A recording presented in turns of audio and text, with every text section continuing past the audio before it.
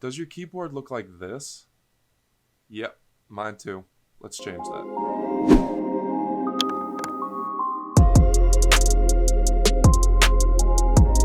So if you're like me, you end up using a lot of lint rollers. All thanks to these little guys. So this video is going to show you the best way that I know of to clean your keyboard without getting too complicated. Before we get into the steps of cleaning the keyboard, you'll need some supplies. Number 1, you'll need keycap removers. This is the little baggie it comes in. I'll leave a link in the description if you want them. Number 2, some type of Tupperware or bowl to put the keys into. If you have something like this, use this. Number 3, compressed air. The best is a motorized air compressor. This condenses the air in a metal tank so it can blow the pressurized air out of the nozzle. If you're not able to get your hands on one of these, buy air canisters instead. I'll have both linked in this description as well. Number 4 is rubbing alcohol, Q-tips, and a towel or paper towels. Alright, we're ready to start. First, you're going to need to take a picture of your keyboard as reference. Step 1 is to remove all the keys with your keycap remover and put them in your bowl. I'm going to time lapse that for you now. Enjoy. The last item I recommend is optional, but I needed it. I'd suggest having a pair of needle nose pliers in case you need a better grip on something in a small tight area.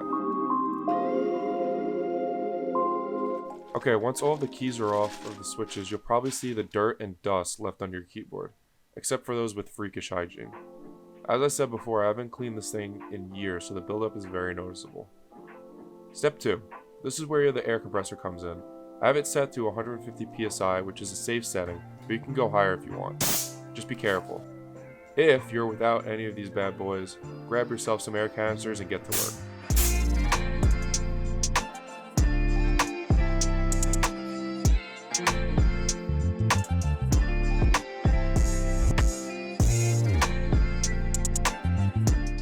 Now that you're done cleaning all the dust out from under there, you can move on to the next step, and that's number 3. Step number 3 will be cleaning off all the marks of the base of the keyboard. This is where all the grime usually sits.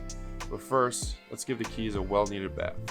Take your bowl full of keys, put in some soap, and fill it up with water. We're going to let these soak in the background while we work on cleaning the flat part of the keyboard.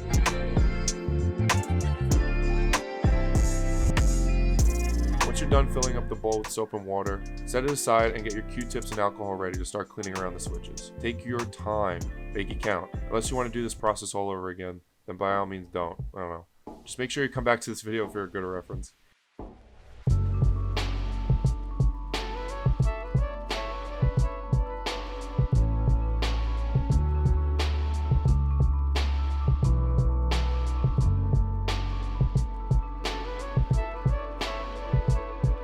Hey, now look how clean that looks.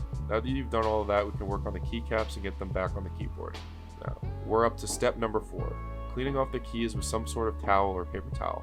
I did this entirely with paper towels, and when I go back to do it again, I'm using a hand towel. You really just end up saturating every single paper towel in less than 2 keys. It's really not worth it. I went through at least a dozen paper towels just to clean these keys off, and it's just a big waste. So get something like a rag or some kind of hand towel that's able to absorb more water and clean them off at the same time. Enjoy a quick time lapse of this.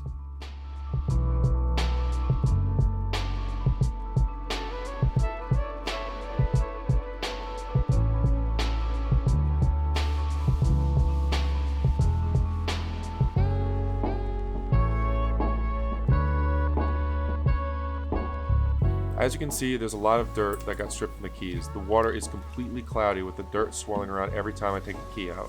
Nasty. Now for the 5th and final step, putting the keys back on your keyboard. This is where the picture you took at the start of the process comes in handy.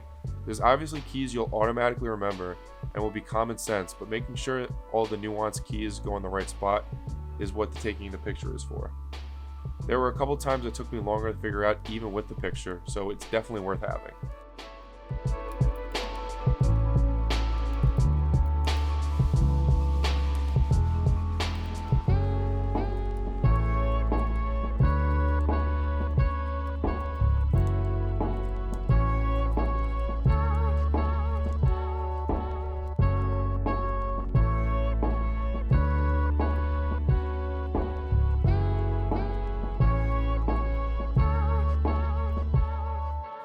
After you do all that, you're done. Congratulations. You cleaned your keyboard. Hopefully this video served as a good guide, and if it did, leave this video with a like for other people to see. If you have any questions, comment down below. I answer everyone as quickly as I can.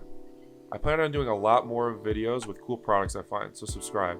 One that I'm most excited for is I'm going to be doing a complete desk overhaul. I'm going to get monitor arms so that the bases of the monitors are off the desk and upgrade to a standing desk along with it. All I'm waiting for is a few things to happen on my end because I might be moving in the near future, and it wouldn't make sense to build a new desk without knowing if I'll have the space. But don't worry, I've got plenty of other cool ones. I just got a Steam Deck in the mail, so I'll check out that one and make a video for you. Anyway guys, that wraps up this video. If you missed anything, check the description for chapters of the video so you can find what you're looking for easily. With that all said and done, you guys, thanks so much for watching, and peace!